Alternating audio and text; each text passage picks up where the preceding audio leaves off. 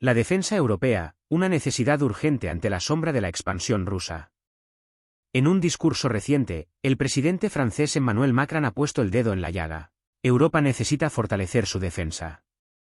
La guerra en Ucrania ha servido como un crudo recordatorio de la fragilidad de la seguridad en el antiguo continente. La sombra de la expansión rusa se cierne sobre Europa. Y es hora de que se tomen medidas para proteger a la Unión. En un mundo cada vez más convulso, la seguridad y la defensa se han convertido en temas de vital importancia.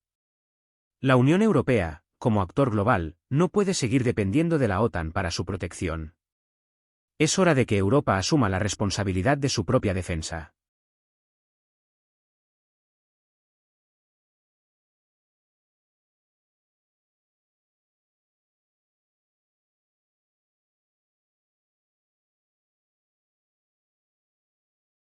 Cuestionable es que ya es hora de que la Unión Europea potencie su industria militar.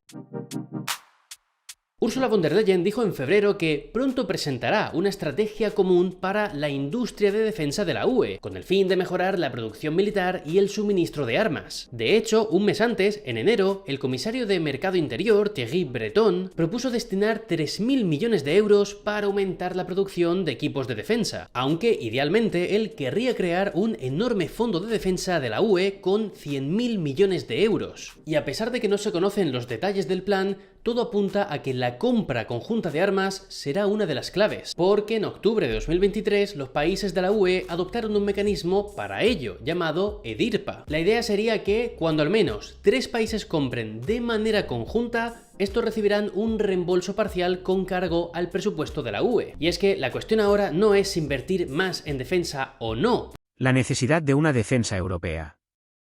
Durante demasiado tiempo, Europa ha dependido de Estados Unidos para su seguridad. Sin embargo, la administración Biden ha dejado claro que su enfoque principal está en el Indo-Pacífico. Esto significa que Europa debe asumir una mayor responsabilidad por su propia defensa. Las razones para una defensa europea son numerosas. En primer lugar, la OTAN, aunque ha sido un garante de la seguridad europea durante décadas, está mostrando signos de fatiga. La retirada de Estados Unidos de Afganistán y la creciente tensión entre Washington y Moscú han puesto de relieve la necesidad de que Europa tenga su propia capacidad de defensa. En segundo lugar, la Unión Europea se enfrenta a una serie de amenazas que no pueden ser abordadas por la OTAN. El terrorismo, la ciberguerra y las crisis migratorias son solo algunos ejemplos de los desafíos que Europa debe afrontar por sí misma. Una defensa europea fuerte tiene muchas ventajas. Permitiría a Europa responder a las amenazas de forma rápida y eficaz. En la actualidad, Europa tarda demasiado tiempo en tomar decisiones sobre seguridad y defensa. Una defensa europea más fuerte permitiría a la UE actuar con mayor rapidez y eficacia ante las amenazas emergentes. Proteger sus intereses estratégicos. Europa tiene intereses estratégicos en todo el mundo, desde el Mediterráneo hasta el Ártico. Una defensa europea fuerte permitiría a la UE defender estos intereses de forma más eficaz. Promover la paz y la estabilidad. Una Europa fuerte y segura es un factor importante para la paz y la estabilidad en el mundo. Como el francés, que insisten en que las inversiones militares deberían hacerse en empresas europeas, para dejar de comprar sistemas militares a otros estados, algo que hacen muchos países de la Unión Europea. Y luego hay otros como Grecia y Chipre, por ejemplo, que quieren prohibir cualquier compra a la industria militar turca, por las tensiones que tienen ambos países con Turquía. Pero mientras se va resolviendo este asunto, hay otro que está sonando mucho en las últimas semanas, y es la creación de un comisario de defensa. Me explico. En la Comisión Europea hay 27 comisarios. Cada uno proviene de un país de la UE y se encarga de un tema diferente, como energía, educación, transporte, presupuesto y demás. Pero no existe un comisario como tal que se encargue del asunto de defensa. Y von der Leyen, que pretende tener un segundo mandato, quiere crear este cargo para la próxima legislatura, para que haya una persona que específicamente coordine las políticas de defensa de la UE y el apoyo a la industria militar europea. Sin embargo, esto supondría supondría cambiar los tratados y es algo bastante complicado. Y además, ante esta cuestión hay opiniones divididas también, porque se cree que estos asuntos los podría cubrir el comisario encargado de la acción exterior, que actualmente es el español Josep Borrell, o el comisario de Mercado Interior, el francés Breton, quien cree que con el borrador de plan que tienen para potenciar la industria militar europea, en junio de 2025 o enero de 2026 como tarde, la UE estaría a la par de Rusia en términos de producción de armas. Pero como decía al inicio del vídeo,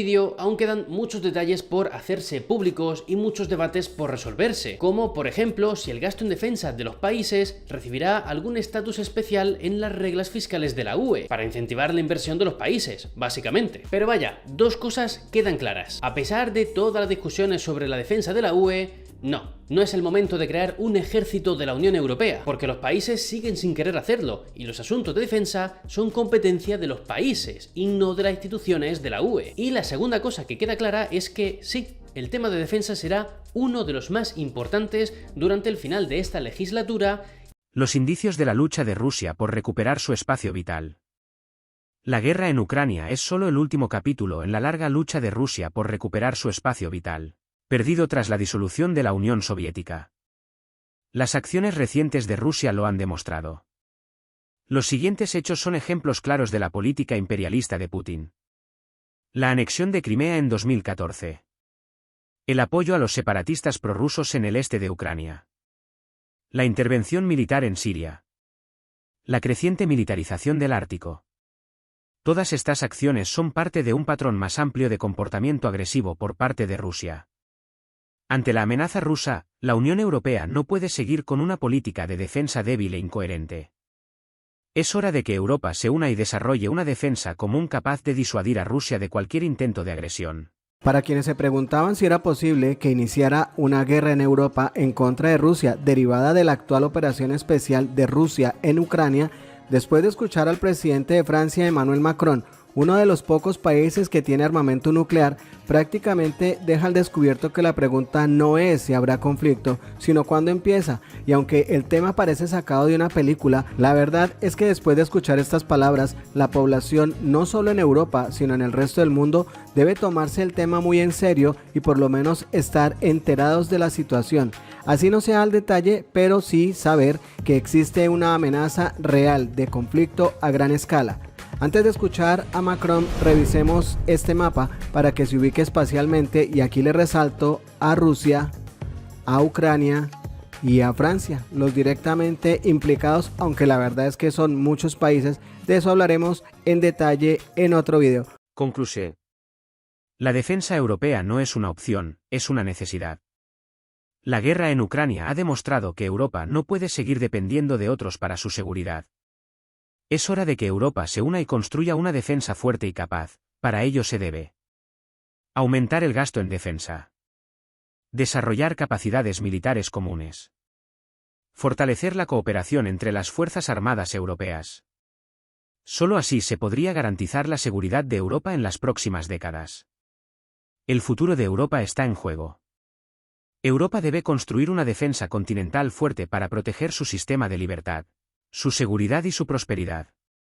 El tiempo para actuar es ahora. Tropas occidentales francesas a Ucrania. Buenas noches, bienvenidos. Usted está sentada delante de mí. ¿Están ustedes de pie? No. ¿Excluyen ustedes que al final de esta entrevista se puedan levantar? Por supuesto que no. Nosotros sabemos que lo vamos a hacer, pero esta no es la situación hoy.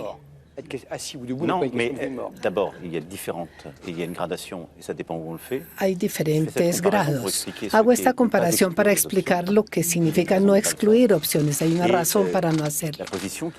Y la posición que consiste en decir simplemente lo que estamos haciendo y nosotros imponernos nuestras líneas rojas. ¿Cuál es la situación?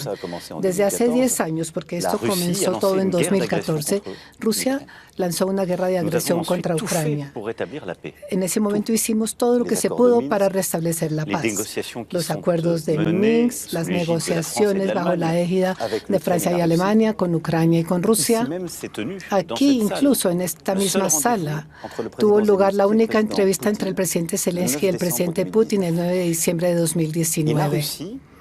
Y Rusia, El régimen del Kremlin, una vez más, decidió solo. En febrero de 2022, decidió lanzar la segunda etapa de esta ofensiva, una guerra completa contra Ucrania, y no solamente en el Donbass, porque él no dice cuáles son sus límites, bombardea Kiev, ataca Odessa.